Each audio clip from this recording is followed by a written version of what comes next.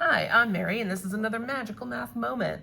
This video is designed for Algebra 1 students who are seeing exponential functions for the first time. We're going to talk about how to identify an exponential function from an equation or also a table of values, and then we're also going to graph a couple of these things. So let's get to it. Hopefully you remember from earlier in Algebra 1, you have slope-intercept form, which applies to linear functions, where m is the slope, which is also a constant rate of change. You've probably heard that before. It's also the change in y over the change in x. When you're dealing with a table of values and it represents a linear function, notice that you are going to be adding or subtracting consistently from both x and y values. Remember that the b value is your y-intercept, and that when you are graphing these things, you begin with b and move with the slope.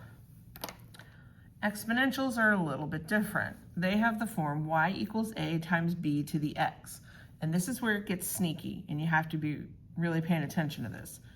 The y-intercept in an exponential is the a value. A lot of students get messed up with that. B is your exponential rate of change. So with exponential functions, you are multiplying. We could also argue dividing, but our b value is really multiplicative constant, multiplying by the same thing. Now, another piece of this that is sneaky is if you are dealing with a b value that's greater than 1, it's growth.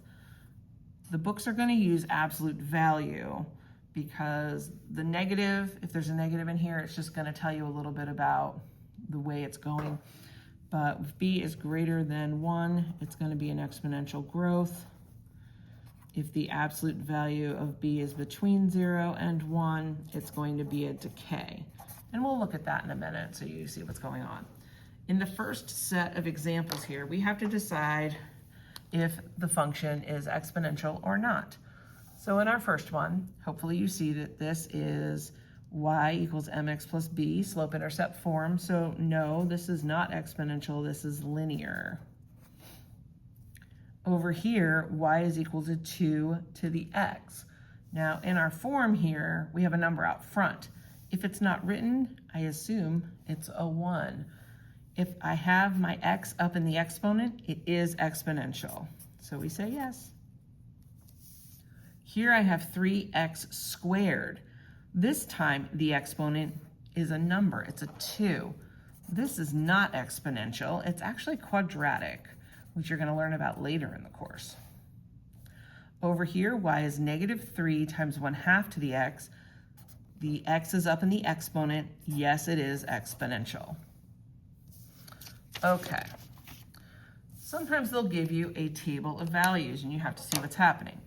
So I can see here my x's are all increasing by 1, so the difference in x's is good.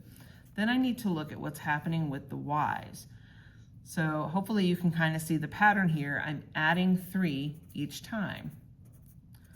Since I am adding a 3 each time here, and also the x values are going up by the same interval, this is a slope. It's a constant rate of change. This is a slope of 3 over 1, or 3, and this is not exponential since it's linear. If I look over at my other table, I see that my x's are going up by the same, which is good, that's what I want. And then I have to see what the pattern is over here. So hopefully when you're looking at this, you can see that we're not adding or subtracting the same thing each time, but we're actually multiplying by 2. So we're multiplying by 2. Notice how I'm using parentheses so that we know that. Okay? So in this case, our exponential rate of change is 2. Yes, this is exponential. Another skill that you'll need to do is to do some evaluating. So in this next one, I'm given the function y is equal to 4 to the x. I have to evaluate it when x is 3 and also when x is negative 2. all we're going to do is substitute these x values in for the exponent. So y equals 4 to the x. I'm going to replace x with 3. Remember, that's like 4 times 4 times 4, which is 64. You could also use a calculator and do 4 to the third if you need some help with that. I'm also going to evaluate this function for when x is -2. So 4 to the -2, remember the rule with negative exponents. I'm going to move it down to the denominator, and the exponent turns positive. 1 over 4 squared is 1/16. And that's that. Okay, now to the main event. We're going to start graphing these things. So I've got f of x, remember that's a fancy word for y, is equal to 2 to the x. There's no number out front, so we assume it is a 1. Remember, the number out front is the y-intercept. That's when x is 0. So 0, 1 is going to be our first point. If I substitute a 1 into here, I now have 1 times 2 to the x. And if you want to write it out, you can. 1 times 2 to the first, which is 1 times 2, or 2. Some of you can do that in your head, and that's great.